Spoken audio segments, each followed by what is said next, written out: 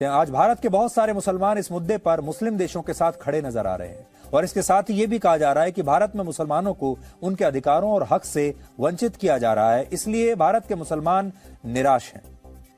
तो आप खुद लॉजिक के साथ सोचिए, तर्क आज हम आपके सामने रखते हैं। भारत में सबसे बड़ा संवैधानिक पद राष्ट्रपति का होता है। पिछले 75 वर्षों में भारत के 3 राष्ट्रपति ऐसे रहे हैं जो इस्लाम को मानने वाले थे, यानी जो मुसलमान थे।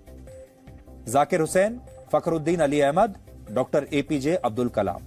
लेकिन क्या भारत के मुसलमान इन तीनों में से किसी को अपना आदर्श मानते हैं? क्या भारत के मुसलमान इनके जैसा बनना चाहते हैं? जवाब है बिल्कुल नहीं। इसी तरह भारत की न्यायिक व्यवस्था में सबसे बड़ा पद होता है चीफ जस्टिस ऑफ इंडिया, और इस पद पर भी आजादी के बाद से 3 मुस्लिम जज नियुक्त हो चुके हैं। इनमें मोहम्मद हिदायतुल्लाह, मिर्जा हमीदुल्लाह बेग हैं और 1994 में अजीज मुशब्बर अहमदी, जिन्हें आप जस्टिस ए अहमदी के नाम से जानते हैं, वो भी भारत के चीफ जस्टिस बने थे।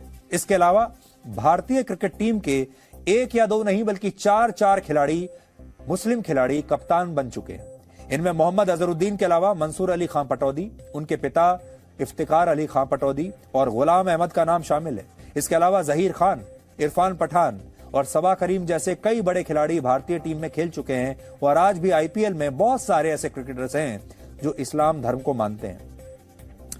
आज भी अगर आप देखेंगे तो मोहम्मद शमी भारतीय क्रिकेट टीम में खेलते हैं। हाल ही में जम्मू के रहने वाले उमरान मलिक का भारत की टीम में चयन हुआ है और हैदराबाद की निखत जरीन ने वर्ल्ड बॉक्सिंग चैंपियनशिप में गोल्ड मेडल जीता। ये सूची बहुत लंबी है और भारत के हर नागरिक ने इन सब की कामयाबी पर तालियां बजाई हैं, इन सब को बधाइयां दी हैं और इन सब की उपलब्धियों पर भारत के हर नागरिक को फक्र है। फिल्म इंडस्ट्री में भी अगर आप देखेंगे तो वहां शाहरुख खान है, सलमान खान है, आमिर खान जैसे बड़े सुपरस्टार हैं, सैफ अली खान है और भी बहुत सारे लोग हैं। आज के जमाने में देखो तो नवाजुद्दीन सिद्दीकी हैं और इन तमाम फिल्म स्टार्स को सुपरस्टार इस देश के लोगों ने ही बनाया है। और इन लोगों में सिर्फ मुसलमान नहीं है बल्कि हिंदू भी हैं। 100 करोड़ से ज्यादा हिंदू इन्हीं लोगों की फिल्में अपनी कमाई का पैसा खर्च करके थिएटर में जाकर देखते हैं। और उनमें से कोई हिंदू दर्शक जो है वो ये नहीं कहता कि फिल्म देखते समय वो इनको ये इस बात का ध्यान भी होता है कि इन लोगों में कौन हिंदू है, कौन मुसलमान है, कौन सिख है।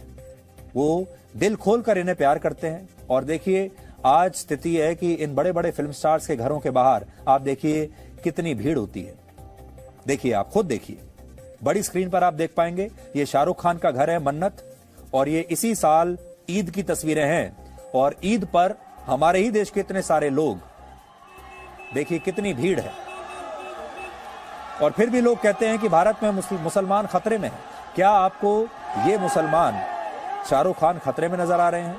क्या आपको सलमान खान खतरे में नजर आ रहे हैं? आप देखिए कितना प्यार इन्हें भारत के लोगों से मिल रहा है। हालांकि समझने वाली बात यह है कि जब यही लोग अपने क्षेत्र में सफल हो जाते हैं और इन्हें जरा सा धक्का लगता है, मान लीजिए इनमें से किसी को भारतीय टीम में से निकाल दिया जाता है या किसी की फिल्में फ्लॉप हो जाती हैं, तो फिर कई बार लोग अक्सर ऐसा कहने लगते हैं कि उनके साथ ऐसा इसलिए हो रहा है क्योंकि वो अल्पसंख्यक है, जबकि कोई हिंदू अपने साथ होने वाली घटनाओं के लिए अपने धर्म को कभी बीच में ला ही नहीं सकता। ये एक बहुत बड़ा फर्क है। तो आज हमारा जो मकसद है वो ये है कि अलकायदा जैसे छोटे छोटे जो आतंकवादी संगठन है उन्हें इस बात का इल्म हो जाए कि उनकी अभी इतनी औकात नहीं है कि वो भारत जैसे विशाल देश को, दुनिया के सबसे बड़े लोकतंत्र को धमकी देने की औकात रख सके।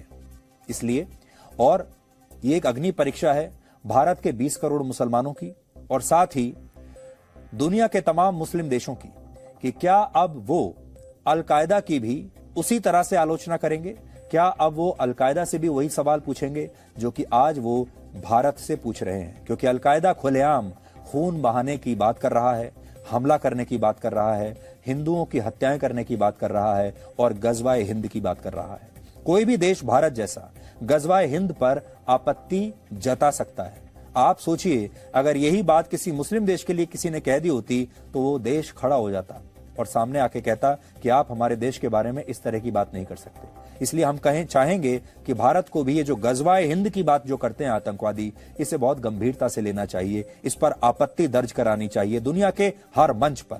और साथ ही इन आतंकवादियों को अपनी ताकत भी दिखा देनी चाहिए।